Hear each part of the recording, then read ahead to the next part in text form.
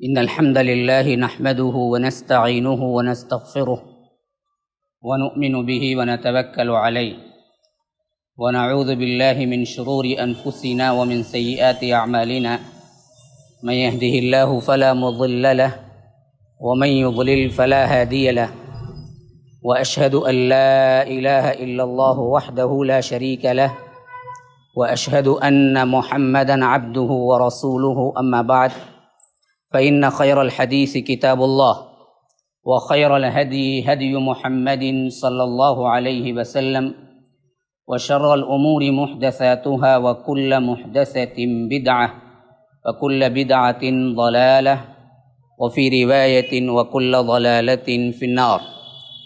فأعوذ بالله السميع العليم من الشيطان الرجيم من همزه ونفثه ونفخه لا تحرك به لسانك لتعجل به إن علينا جمعه وقرآنه فإذا قرأناه فاتبع قرآنه ثم إن علينا بيانه. اللهم أرنا الحق حقا وارزقنا اتباعه وأرنا الباطل باطلا وارزقنا اجتنابه. اللهم علمنا ما ينفعنا وانفعنا بما علمتنا وارزقنا علما. رب اشرح لي صدری ویسر لی امری واحلل عقدۃ من لسانی یفقہوا قولی. اس اللہ کے نام سے ابتدا جس کے ناموں کی کوئی انتہا ہی نہیں. ولو ان ما فی الارض من شجرۃ اقلام والبحر یمدہ من بعدہ سبعۃ ابحر ما نفدت کلمات اللہ. اس ذات اقدس پر کروڑوں درود و سلام ہو جو تمام جہانوں کے لیے رحمت للعالمین بن کے آئے تھے. اللہم صلی علی محمد وعلی آل محمد کما صلیت علی ابراہیم وعلی آل ابراہیم انک حمید مجید وبارک علی محمد وعلی آل محمد کما بارکت علی ابراہیم وعلی آل ابراہیم انک حمید مجید. برادران اسلام، واجب الاحترام بزرگوں، دوستوں، عزیز ساتھیوں، اللہ تبارک و تعالی نے ماہ رمضان المبارک کو عطا کیا تو اس کا سب سے اہم ترین مقصد اگر ہم دیکھیں گے تو وہ ہے قرآن سے اس کا تعلق. کیونکہ فرمایا کہ شہر رمضان الذی انزل فیہ القرآن، وہ مہینہ ہے رمضان جس کے اندر رب العالمین نے قرآن کو نازل کیا. قرآن کے تعلق سے ماہ رمضان کی عظمت ہے، یا ماہ رمضان کی اتنی بڑی عظمت ہے کہ رب العالمین نے اس کے اندر قرآن کو نازل کیا ہے. اب حدیث رسول اللہ صلی اللہ علیہ وسلم کے اندر دیکھیں کہ اللہ کے رسول صلی اللہ علیہ وسلم بھی ماہ رمضان المبارک میں قرآن کا جو تعلق ہے اس کو کیسے امپلیمنٹ کرتے تھے اپنے عمل سے، کہ اللہ کے رسول صلی اللہ علیہ وسلم کے بارے میں آتا ہے کہ جبرائیل جو فرشتوں میں سب سے امین اور سب سے عظیم اور سب سے مکرم اور سب سے بڑے سردار، مطاع ثم امین، آسمانوں میں جس کی اطاعت کی جاتی ہے، فرشتوں کے جو سردار ہیں اور انسانوں کے اعتبار سے سب سے اہم ترین شخصیت، یوں کہہ لیجئے کہ پوری بنی نوع انسانیت کی سرداری جس کو حاصل ہوئی، وہ محمد الرسول اللہ صلی اللہ علیہ وسلم ہیں. یہ انسانیت کے سردار ہیں، وہ ملائکہ کے سردار ہیں، لیکن رمضان المبارک میں اس کے علاوہ کوئی اور کام نہیں کر رہے ہیں کہ یدارسہ القرآن، کے دونوں تدریس کر رہے ہیں، دونوں پڑھتے ہیں، پڑھاتے ہیں، سنتے ہیں، سناتے ہیں. جبرائیل اللہ کے رسول صلی اللہ علیہ وسلم کو سنا رہے ہیں، اللہ کے رسول صلی اللہ علیہ وسلم جبرائیل کو سنا رہے ہیں. کب؟ رمضان المبارک میں. گویا کہ مکمل دورہ اللہ کے رسول صلی اللہ علیہ وسلم قرآن کا خصوصیت کے ساتھ. یہ تو دورہ ہوتا ہی رہتا ہوگا، جیسا کہ صحابہ کے شوق سے تو معلوم ہوتا ہے کہ صحابہ تو مصر تھے کہ ہم ایک دن میں مکمل قرآن ختم کر دیں. حضرت عبداللہ بن عمرو بن عاص کی روایت میں تفصیل کے ساتھ آئی ہے کہ جب معلوم ہوا کہ اللہ کے رسول صلی اللہ علیہ وسلم کے یہ صحابی رات بھر نوافل میں گزارتے ہیں اور دن بھر روزے میں گزار دیتے ہیں اور قرآن کو ایک دن میں ختم کرتے ہیں، تو اللہ کے رسول صلی اللہ علیہ وسلم نے بلا کے تنبیہ کی کہ عبداللہ یہ کام نہ کرو، تمہارے لیے جائز نہیں کہ ہمیشہ روزہ رکھنا۔ آخر میں طے یہ ہوا کہ ایک دن روزہ رکھیں گے، ایک دن چھوڑ دیں گے۔ اسی طرح فرمایا کہ تمہارے لیے جائز نہیں کہ بیوی سے کیا ہے لا تعلق ہو جاؤ اور پوری رات نماز پڑھو، تھوڑی دیر نماز بھی پڑھو اور تھوڑا اللہ تبارک و تعالی نے تم پر جسموں کا جو حق دیا ہے، آنکھ کا جو حق ہے، جو تمہارے اعضاء و جوارح کا جو حق ہے، وہ حق تم بھی دراصل ادا کرنا ہے۔ تو اس حیثیت سے اللہ کے رسول صلی اللہ علیہ وسلم نے منع کیا اور فرمایا کہ تمہیں آخری وہ چیز ہے، قرآن کو 3 دن میں ختم کیا کرو، مکمل کیا کرو۔ اس سے پہلے اگر کوئی قرآن 1 دن میں مکمل کر لیتا تو فرمایا کہ اس نے گویا کہ قرآن پڑھا ہی نہیں۔ تو تنبیہ کرنی پڑی صحابہ کو کہ روزانہ قرآن نہ کرو، کیونکہ اس کے اندر تفہیم نہیں ہوگی، اس کے اندر سمجھ نہیں ہوگی، تو کم از کم 3 دن کے اندر ختم کیا کرو۔ تو معلوم ہوا تو صحابہ تو 1 دن میں ختم کرنے کے لیے تیار تھے، جس کو اللہ کے رسول صلی اللہ علیہ وسلم نے روکا کہ نہیں 3 دن تو کم از کم ہونی چاہیے۔ تو اب دراصل آپ خیال کریں، یہ عام دنوں کا اگر اصول تھا تو رمضان المبارک میں کیا ہوتا ہوگا؟ جب صحابہ کا یہ معاملہ رمضان المبارک میں تھا تو اللہ کے رسول کا کیا معاملہ ہوتا رہا؟ تو یہ تو آپ کو الگ سے دراصل بتانا ہی ضروری نہیں ہے کہ قرآن کو کتنا پڑھتے، کتنا سمجھتے، کتنا وقت دیتے ہوں گے، لیکن بتلانا صرف یہ مقصود ہے رمضان المبارک میں قرآن کریم کا خاص تعلق کیا تھا۔ اسی لیے فرمایا کہ میں حدیث کے الفاظ ہیں، ملائکہ کے سردار جبرائیل، سید الانبیاء، سید انسانیت محمد الرسول اللہ صلی اللہ علیہ وسلم، یہ دونوں تب ایک دوسرے کی تلاوت سنتے اور سناتے تو معلوم ہوا کہ قرآن کریم کا سننا، سنانا، پڑھنا، پڑھانا، اس کے علاوہ رمضان المبارک میں کوئی ایسی نیکی نہیں ہے جو اس سے بڑھ کر ہو۔ اگر ہوتی تو وہ سید الانبیاء بھی کرتے، سید انسانیت بھی کرتے اور سردار الملائکہ بھی کرتے۔ جب سردار الملائکہ بھی جمع ہو رہے ہیں اور سید انسانیت بھی جمع ہو رہے ہیں، سید الانبیاء بھی جمع ہو رہے ہیں، اور دونوں کا مل کر جو کام ہو رہا ہے وہ قرآن کا پڑھنا پڑھانا ہے، اس کے علاوہ کوئی کام نہیں ہو رہا ہے رمضان میں خصوصیت کے ساتھ۔ تو خصوصیت کے ساتھ ماہ رمضان المبارک میں قرآن پڑھو، پڑھاؤ، سیکھو، سکھاؤ، سمجھو، سمجھاؤ، یہی مقصد رمضان ہے۔ اللہ نے اس مہینے کو اسی لیے عطا کیا ہے۔ جس نے رمضان کو پایا، قرآن کو نہیں پڑھا تو اس نے کچھ نہیں پایا، کیونکہ یہ قرآن اتنی عظمت والی کتاب ہے جس کو اتارنے کے لیے بھی جو وقت منتخب کیا وہ وقت مبارک ہو گیا، جس کو اتارنے کے لیے جو ماہ منتخب کیا وہ ماہ دراصل بہت ہی مبارک ہو گیا، جس کو اتارنے کے لیے جس فرشتے کو منتخب کیا وہ فرشتہ بہت بابرکت ہو گیا، جس کو اتارنے کے لیے جس ہستی کو منتخب کیا وہ ہستی سب سے معزز بابرکت ہو گئی، جس امت کے لیے اتارا گیا وہ امت سب سے اہمیت والی معزز ترین امت ہو گئی، جس کو پڑھنے والا قاری قرآن قیامت کے دن سب سے اعلیٰ منازل میں ہوگا، جس کے لیے کوئی منزلیں مقرر ہی نہیں ہیں، جس کے لیے فرمایا کہ اقرا ورتقی ورتل کما کنت ترتل فی الدنیا، کہ پڑھتے جاؤ، چڑھتے جاؤ، جتنے چاہے تم اپنے جنت کے درجات کو بلندی پر تم چڑھتے جاؤ گے،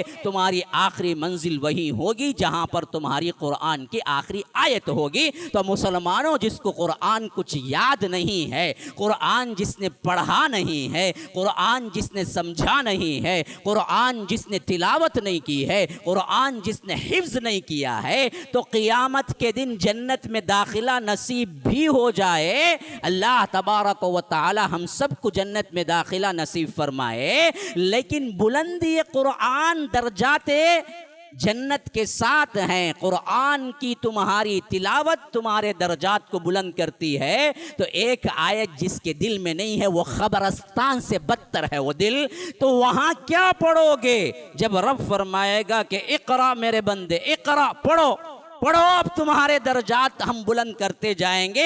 تمہارے پاس قرآن کی ایک آیت یاد نہیں ہے، 4 سورتوں کے علاوہ کوئی سورت یاد نہیں ہے، کوئی تم نے تدبر نہیں کیا ہے، تفکر نہیں کیا ہے، پڑھا نہیں ہے، سمجھا نہیں ہے، اس کے ساتھ اپنا لگاؤ اپنا تعلق نہیں بتایا ہے، تو بتاؤ کیا حال ہوگا۔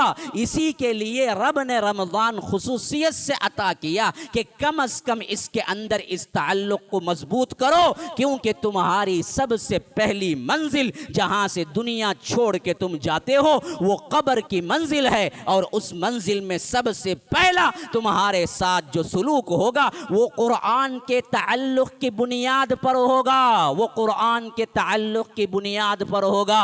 مشہور ترین تو 3 سوالات ہیں کہ من ربک ما دینک من نبیک، لیکن ترمذی کی روایت شاہد ہے کہ ایک اور سوال بھی اس کے ساتھ ایکسٹرا ہوتا ہے، گویا کہ ہم کو کہنا چاہیے قبر کے 3 سوالات نہیں، قبر کے 4 سوالات ہیں۔ جو 4واں سوال ہے وہ دراصل ان 3 سوالوں پر سے بھی زیادہ اہمیت رکھتا ہے، کیونکہ اس کے بعد کی لے کے برزخ کی لمبی زندگی میں تم عذاب پاؤ گے یا نعمتیں پاؤ گے، اس کا انحصار یہ 4تھے سوال پر ہے، جو کہ اللہ کے رسول صلی اللہ علیہ وسلم ذکر کرتے ہیں کہ کوئی بندہ جب دفنا دیا جاتا ہے، آج تو کیا ہے ہم اپنی آنکھوں سے کس طرح لوگ اٹھتے دیکھ رہے ہیں، یہ وبائیں یہ بلائیں ہمیں کیا ہے موت کو بہت نزدیک کر دی ہیں، اور ہر بندہ سمجھ سکتا ہے کہ چلتا پھرتا پتہ نہیں کتنے منٹوں کے اندر منو مٹی کے اندر چلا جائے گا،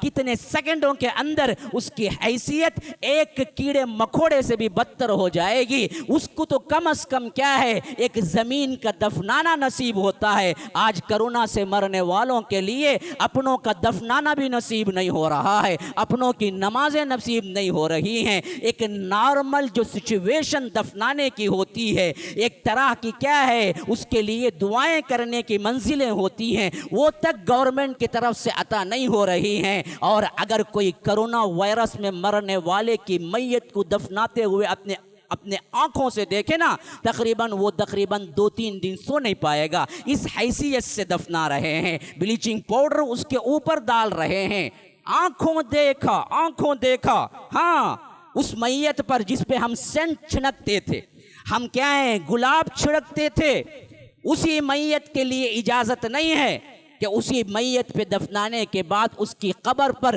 پھولوں کا جو رواج تھا، پھول تو پھول ہیں، میں نے اپنی آنکھوں سے دیکھا بلیچنگ پاؤڈر اس کے اوپر ڈالا جا رہا ہے، اس کی قبر پر بھی بلیچنگ پاؤڈر ڈالا جا رہا ہے۔ یہ حیثیت ہے دنیا کی، یہ حیثیت ہے جسم کی، یہ حیثیت ہے اس اللہ تبارک و تعالی نے جو جسم تمہیں عطا کیا ہے اس پر، تو اصل تمہارا جسم نہیں ہے مسلمانوں، تمہاری روح ہے۔ اگر جسم سے یہ سلوک ہوتا اور جسم اصل ہوتا تو یاد رکھو پھر تو انسانیت مر جاتی، پھر تو انسان جینے سے بیکار ہو جاتا۔ تو اصل جسم نہیں ہے، اصل روح ہے، جسم کے ساتھ جو سلوک ہو وہ کر لیا جائے، لیکن روح اپنی ہے اور وہ رب العالمین کے پاس پہنچتی ہے، اور وہاں اس کا سلوک وہی معزز طریقے سے ہوتا ہے جس کا وہ اعمال کے ساتھ اس کا حقدار ہوتا ہے۔ جو کرونا میں مرے وہ فلاں میں مرے یا کسی اور میں مرے، لیکن اگر وہ اللہ کا نیک بندہ تھا اور یہ پیٹ کی بیماری اسے ثابت کر دی کہ وہ شہادت کی منزلت پہ پہنچا اور شہید ہوا، تو شہیدوں کا سا سلوک ہوگا، اللہ تبارک و تعالی اسے معزز مقام پہ رکھے گا، اللہ تبارک و تعالی اس کے ساتھ شہیدوں والا معاملہ کرے گا۔ تو معاملہ اصل جو ہو رہا ہے وہ روح کی حیثیت سے ہو رہا ہے، اور آپ کو معلوم ہونا چاہیے روح کی غذا یہ کھانے نہیں ہیں، روح کی غذا یہ دنیا نہیں ہے، روح کی غذا اللہ کا کلام ہے، ہاں قرآن ہے، کتاب اللہ ہے، اسی لیے اس کو لانے والے کا نام بھی روح الامین رکھا۔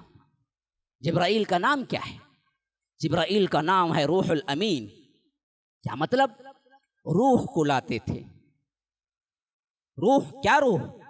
ہر نبی کے پاس جو وحی اللہ تبارک و تعالی کی طرف سے لائے وہی فرشتے ہیں، جن کا نام روح الامین ہے، جن کا نام جبرائیل ہے۔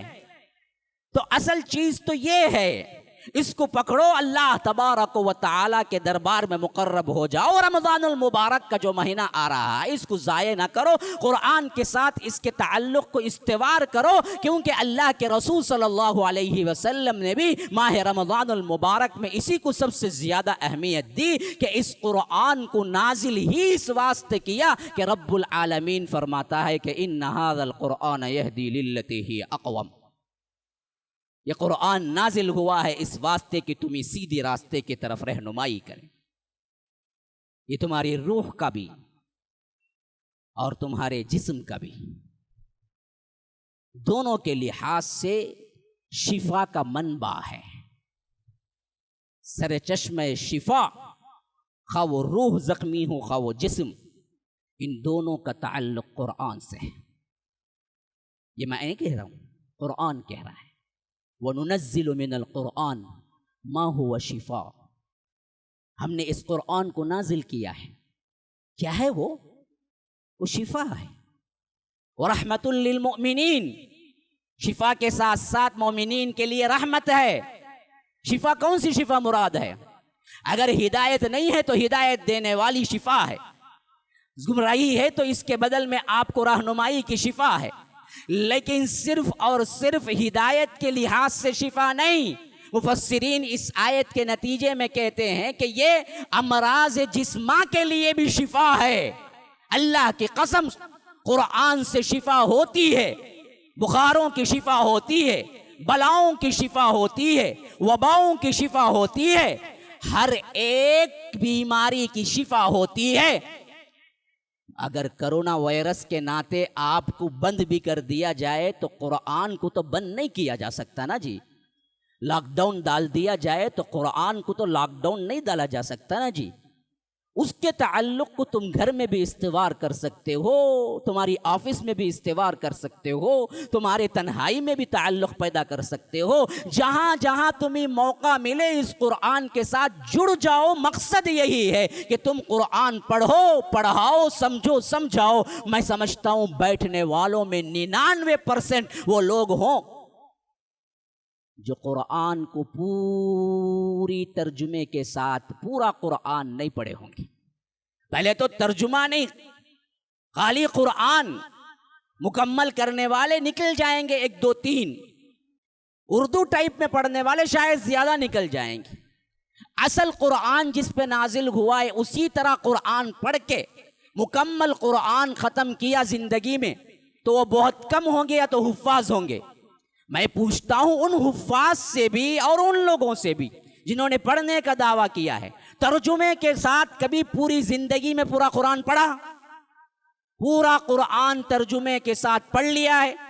کوئی تشریح نہیں ہے، کوئی ایکسپلینیشن نہیں ہے، کم از کم ترجمہ۔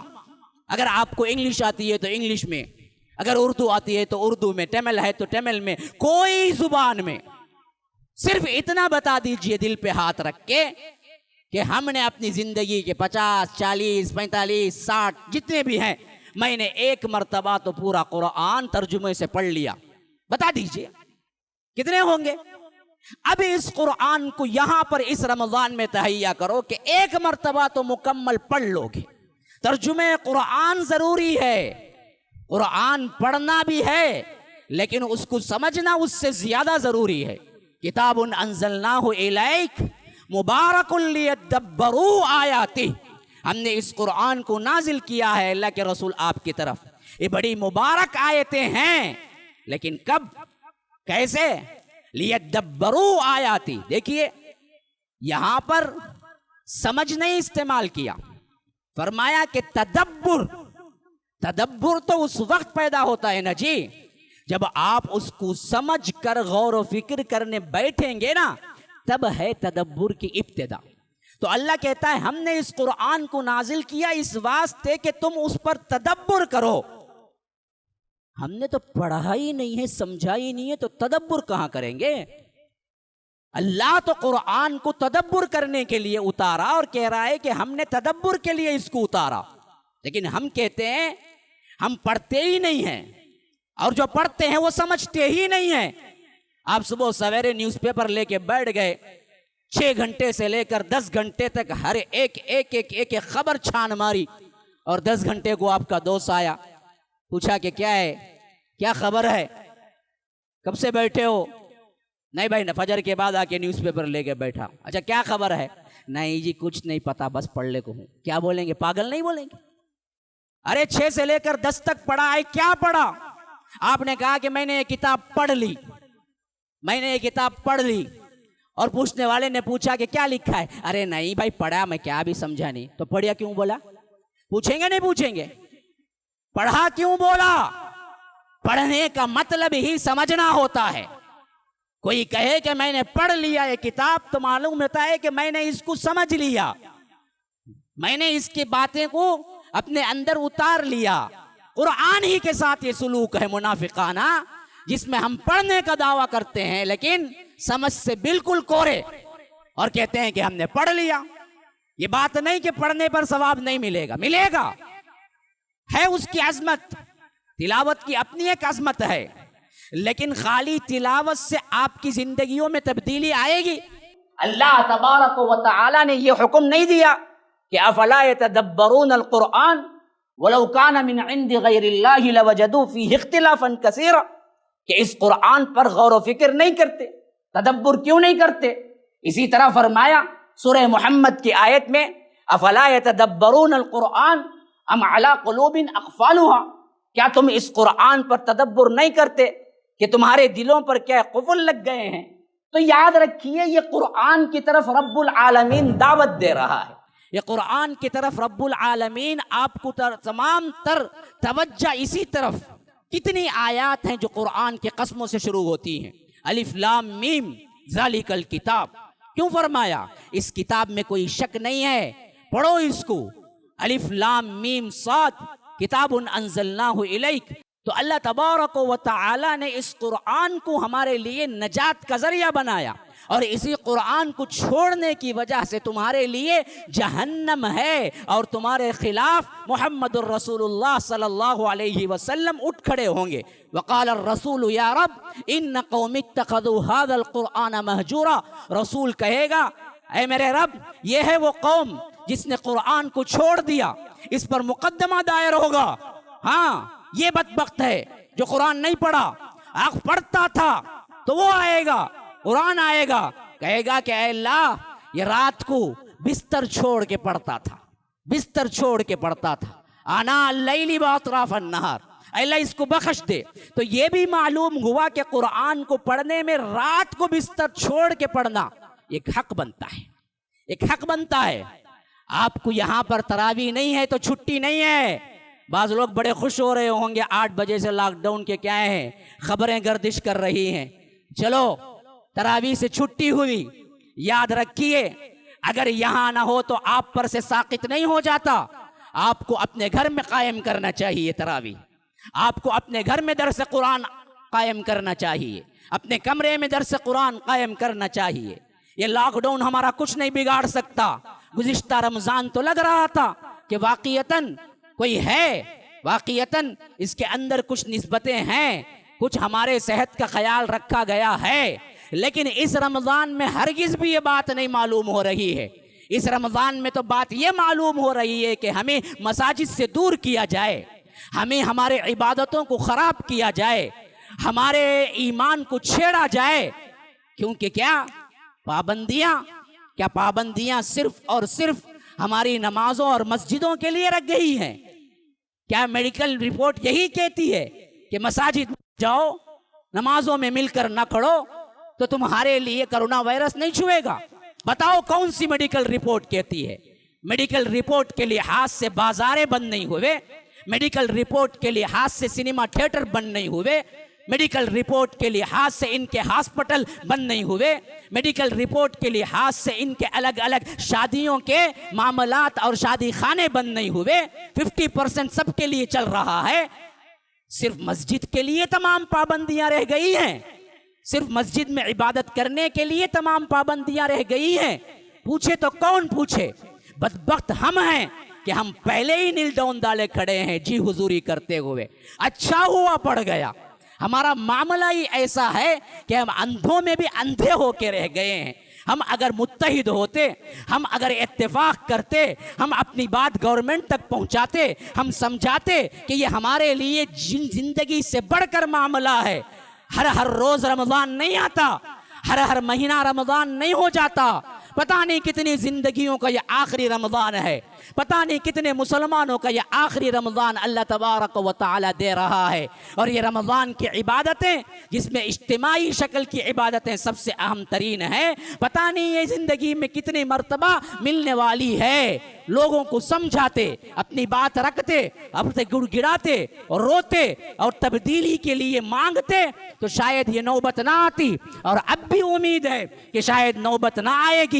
لیکن یاد رکھیے اصل مسئلہ یہی ہے کہ لگ تو رہا ہے کہ ہماری عبادتوں کو ٹارگٹ کیا گیا ہے، ہمارے مساجد کو ٹارگٹ کیا گیا ہے. بولنے میں مجھے شک نہیں ہے، دل کی جو بات ہوتی ہے میں بول کے رہتا ہوں. شاید اس کا نتیجہ کچھ اچھا نکلے یا برا نکلے، لیکن بات یہی دکھتی ہے کہ ہماری عبادتوں کو ٹارگٹ کیا گیا ہے. اگر یہ آواز میرے دل سے نکلتی ہے تو آپ کے دلوں پہ اثر رکھے گی، کیونکہ بات وہی دلوں میں بیٹھتی ہے جو دلوں سے نکلتی ہے. دل کی جو بات نکلتی ہے اثر رکھتی ہے، پر نہیں طاقت پرواز مگر رکھتی ہے. آج مسلمانوں کو سوچنا چاہیے، آج مسلم ائمہ کو سوچنا چاہیے، آج مساجد کے ائمہ کو سوچنا چاہیے، آج ہمارے امت کے بڑے لوگوں کو سوچنا چاہیے کہ یہ کیا کھلواڑ ہو رہا ہے، یہ کیا کھلواڑ ہو رہا ہے. ایک سال سے کیا تماشا بنا کے رکھے ہوئے ہیں. ان کے چاہیں تو لاک ڈاؤن اٹھ جائے، ان کے کام ہونا ہے تو لاک ڈاؤن اٹھ جائے. اس وقت کرونا وائرس نہیں لگے گا،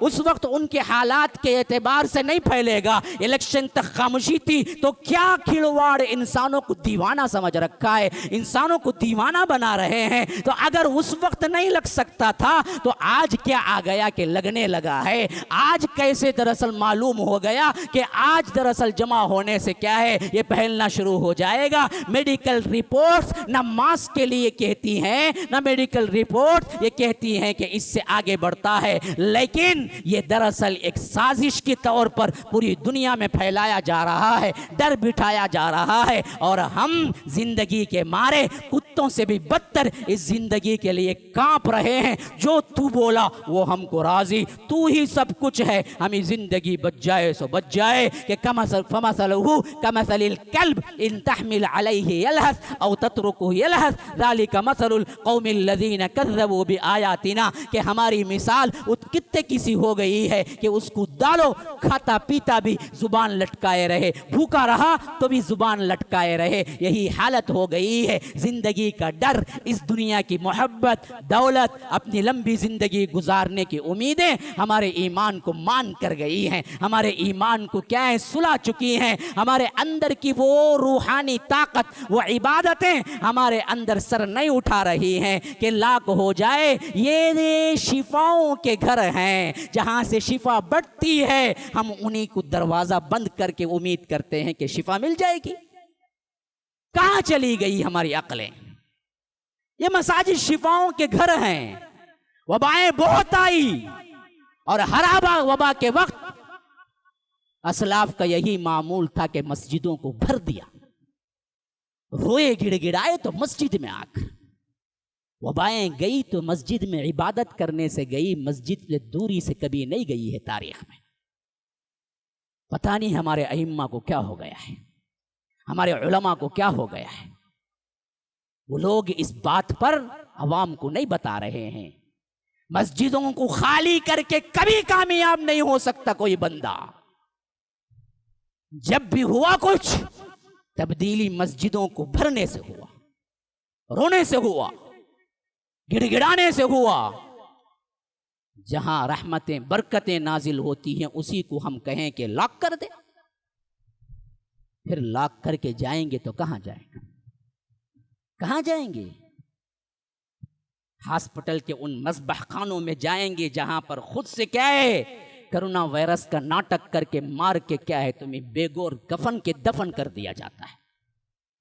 وہاں جائیں گے. یہ تو مارنے والے لوگ پیدا ہو چکے ہیں. ہمیں نہیں پتا کہ کیا ہو رہا ہے گیم، لیکن کیا کروں، بولنا نہیں تھا. 1 ماہ نہیں 1 سال صبر کیا میں بھی، لیکن لوگوں کے دلوں میں وہ ہیبت جو بیٹھی ہے وہ ابھی تک بیٹھی ہوئی ہے، اور سمجھتے ہیں کہ یہی مارنے والا جلانے والا ہے. ارے رب کے ہاتھ میں ہے جی مارنا اور جلانا. وبائیں تو اس کے حکم سے آتی ہیں، اس کے حکم سے جاتی ہیں. اگر تم اس کو راضی کر لو تو کوئی مائی کا لال نہیں ہے کہ تمہیں مار سکے. اگر وہ ناراض ہو جائے تو پوری کائنات تمہیں سنبھالنا ہے تو سنبھال نہ سکے. تو اللہ تبارک و تعالیٰ کے لیے اپنے ایمان کو اور اس رمضان کو مت کھوئیے میرے بھائیو. رمضان المبارک میں پوری تیاری کرو، دعائیں کرو. یہ لاک ڈاؤن 8 سے لے کر 10 تک کم از کم ہو جائے تو بھی کیا ہے، ہماری عشاء اور تراویح محفوظ ہو گئی، ہماری عبادتیں محفوظ ہو گئی. ولو بالفرض وہ بھی موقع نہ ملے تو اس کا مطلب یہ نہیں ہے کہ تم ٹی وی پکچر موویز میں گزار دو. اپنے گھروں کو درس قرآن کا مرکز بناؤ، مقررہ وقت رکھو، ایک جز کا ترجمہ پڑھو کم از کم، اور اس طرح پورے 30 یا 29 راتوں کے اندر قرآن کو مکمل کرو. یہ ذمہ داری بناؤ ابھی سے، اور رب سے وعدہ کرو کہ اے اللہ ان کے شرور و فتن سے ہمیں بچا، اور جو لوگ یہ 8 کا رکھے ہوئے ہیں اس کو اللہ تبارک و تعالی ہٹا کے ہمیں 10 تک کا اگر موقع مل گیا تو اے اللہ ہم تیرے سے وعدہ کرتے ہیں کہ ہم رمضان المبارک میں پورا ایک دن میں ایک جز پڑھ کے ختم کریں گے. یہ وعدہ کرو رب سے، شاید اللہ تبارک و تعالی کی رحمت آ جائے. کرتے ہو؟ ہاں انشاءاللہ میں بہت بڑی طاقت ہے. انشاءاللہ میں کئی باتیں اللہ تبارک و تعالی تبدیل کر دیا کرتا ہے، اور انشاءاللہ نہ کہنے پر بڑے بڑے لوگوں کو متنبع ہوا ہے. یہ انشاءاللہ کی طاقت آپ نہیں جانتے. مشرکین نے پوچھا ایک سوال اور کہا اگر تم نبی ہو تو بتلا دو، اور محمد الرسول اللہ کے زبان سے نکل گیا کہ کل بتلا دوں گا، کل بتلا دوں گا. امید یہی تھی کہ جبرائیل آئیں گے، وحی لائیں گے، میں پوچھوں گا سوال کا جواب اور کہہ دوں گا. اور کل کی آنے والی وحی نہ کل آئی نہ پھر آئی. 1 گزرا، 2 گزرا، 3 گزرے، 4 گزرے، 5 دن ہو گئے، 6 دن ہو گئے، 7 دن ہو گئے، 8 دن ہو گئے، 9 دن ہو گئے. ادھر رسول پریشان، ادھر مشرکین مکہ اللہ کے رسول کو مذاق بنائے ہوئے. کل کہنے والے تھے، کیا ہوا؟ کیوں جواب نہیں؟ اور اللہ کے رسول پریشان، کہیں رب ناراض تو نہیں ہو گیا، وہی کیوں نہیں آ رہی ہے؟ 15 دن مکمل ہو گئے. پھر اس کے بعد وحی آئی تو کیا آئی پتہ ہے؟ وَلَا تَقُولَنَّ لِشَيْءٍ إِنِّي فَاعِلٌ ذَلِكَ غَدًا إِلَّا أَن يَشَاءَ اللَّهُ. اے نبی جب بھی کوئی کام کرنے کا ہو تو کہو کہ انشاءاللہ. اگر انشاءاللہ کہتے تو دوسرے دن وحی آ جاتی، لیکن اس وقت اللہ کے رسول نے نہیں کہا، بھولے سے بھول گئے. اللہ نے 15 دن وحی کو ٹال دیا. انشاءاللہ بہت بڑی برکت ہے، انشاءاللہ بہت بڑی برکت ہے. حضرت سلیمان آئے، کہا کہ میری 100 بیویاں ہیں، 100 سے ملاقات کروں گا اور 100 مجاہد بچے پیدا ہوں گے. اللہ کی راہ میں اپنے 100 بیٹوں کو بھیجوں گا. بعضو وزیر تھے، کہا کہ انشاءاللہ کہہ لیجئے، لیکن شیطان نے بھلا دیا، نہ کہا. 100 بیویوں کے 100 بچے تو کیا پیدا ہوتے؟ کسی بیوی کو کوئی بچہ پیدا ہی نہیں ہوا، اور ایک بیوی کو بچہ پیدا ہوا، اور وہ بھی وضع حمل کے وقت آدھا تھا، مردہ پیدا ہوا، پورا مکمل نہیں بنا تھا. حدیث میں آتا ہے اللہ نے یہ یاد دلانے کے لیے کیا تھا کہ سلیمان نے کہتے وقت انشاءاللہ نہ کہا. اگر وہ انشاءاللہ کہہ دیتے اللہ 100 بچے بھی دیتا، 100 مجاہد بن کے اللہ کے راہ میں نکل جاتے. انشاءاللہ میں بڑی طاقت ہے.